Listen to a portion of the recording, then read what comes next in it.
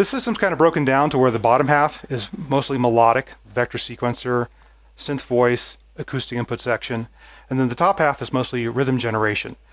Different pattern generators, different sound generator modules, and then I have a pretty robust effects section in here. And the thing that I say about, even though you can create any sound on a modular and compose any piece of music on a modular, the machines do take you in certain directions and make that easier than doing other things. And one thing that's really easy to do with these things is just very repetitive stuff. Like a 4-on-4 kick, and then maybe just a really insistent repetitive 16th half. That's really easy to do with these beats, to set up these repeating patterns. I'm happy to be using Euclidean circles to create these patterns. The other thing that's become very easy with modern modules is to create completely random stuff. So I can go ahead and say, let's just completely randomize when the kicks are happening.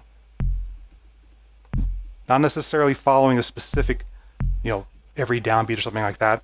And do the same thing with the hi-hats, where they are also doing just really random little beats on top. That's easy to do, and that's kind of like the other extreme.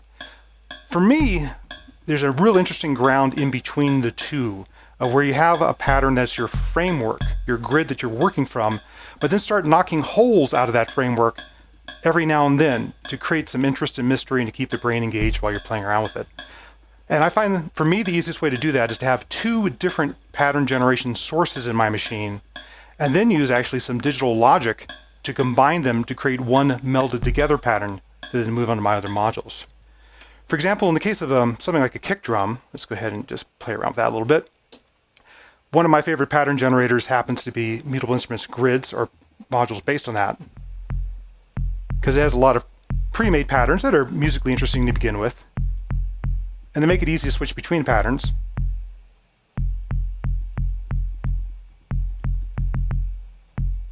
But what I'd like to do is maybe knock some holes into that pattern. So, you hear this, the brain figures it out, and it goes, okay, I'm going to move on to something else because you're not doing anything different. So I'll put a few holes in that by using what's called a probability skipper. A probability is kind of like a coin toss. Every time a trigger comes in, it says, well, should I let that trigger get through or not? And when you decide not to let some through, you have some holes in the pattern.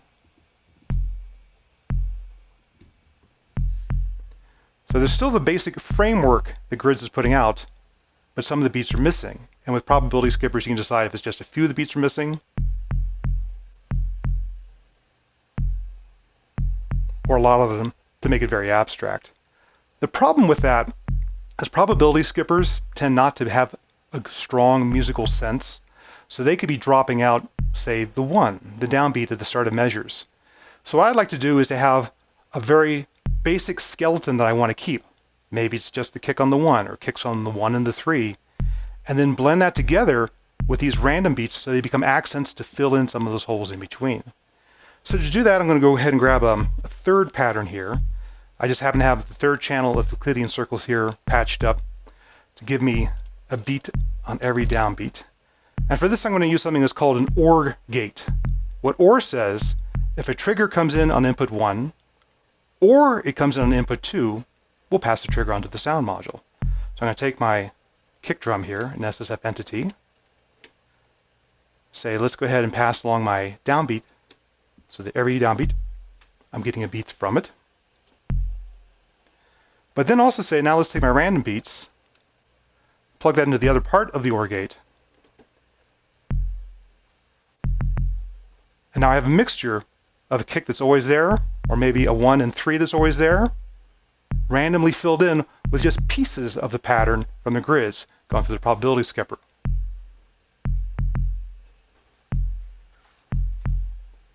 And to me, that's more mentally engaging to listen to. It's something that changes but still has a structure to it. If you're doing something for the dance floor, you want a bias to be more predictable and just have the occasional lost or ghost beat just to make it interesting. Like that one drop there. And if you're doing more like ambient stuff that you're doing for just general listening, particularly if you have things like echo effects, you can go ahead and just space it out a little bit. Get some echo in here. And make that a little bit more of an interesting ambient texture feel to listen to. So that's playing around with kick drums. I'll also do that with hi-hats, where I'll go ahead and say, let's go ahead and have one very predictable pattern, maybe something from grids. Go into one of the channels, in case the mid strike on my WMD Crucible, my favorite little cymbal module. So that's the pattern from grids by itself. Can get boring after a little while, but then I'll start blending in some probability of just another pattern mixing on top of that, hitting another input on the Crucible.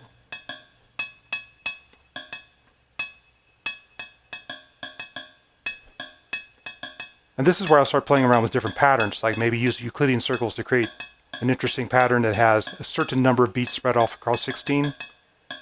Crank up the probability. Now I have something that's syncopated, but it's not random. Everything's on a grid. I'm just knocking holes out of that grid every now and then using the probability skipper. And to me, I find that to be a bit more engaging to play around with. I'll mix the kick back in.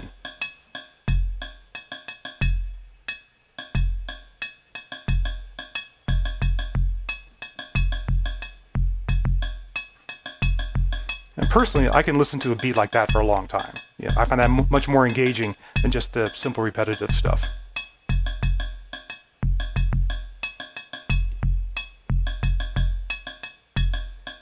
Yeah. But you don't have to do that just with beats. You can also do it with sequence notes. You can play around with those triggers, going to individual notes, and say, let's add some texture to it, or let's drop some stuff out of it. For example, here's just a little Berlin-style sequence I put together with Vector. And maybe I want to add a metallic splash on top of that. So I'll start with something simple, such as a splash that happens maybe on every downbeat. Bring that up.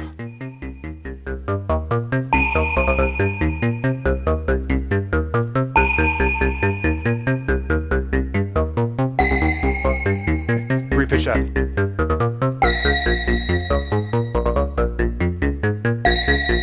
That's nice, but it's repetitive. It gets kind of boring. So instead I might say, for that metallic splash, let's go ahead and use a pattern, like maybe something like a snare pattern, to at least be more interesting.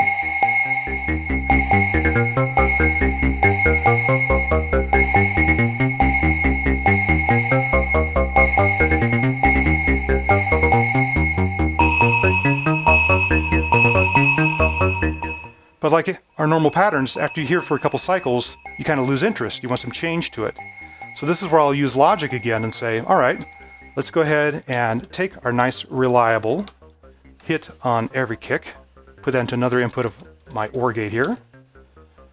We'll pass that along to my percussion module here. I'll turn up a little bit so you can hear it. Then take my snare pattern, and I'm going to co-opt my kick drum here. And then let just bits of that snare pattern get through.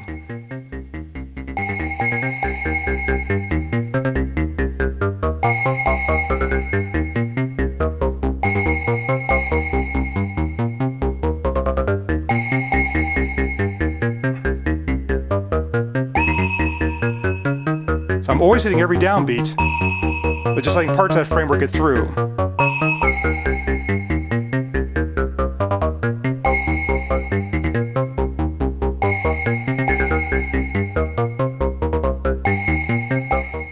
So to me, that's a little bit more of like a human making a decision whether to leave a beat out or to put a beat in, rather than just having repetitive patterns all the time. And again, the secret to that is using two different sources for your patterns, passing one of them through a probability skipper to create holes, then mixing them together with logic. Now, if you have any questions on that before we move on to another idea. Can you do the probability skipping with just Pam's new workout? Good question. I know it has a randomization, but I don't know if it has the ability to drop out the individual beats.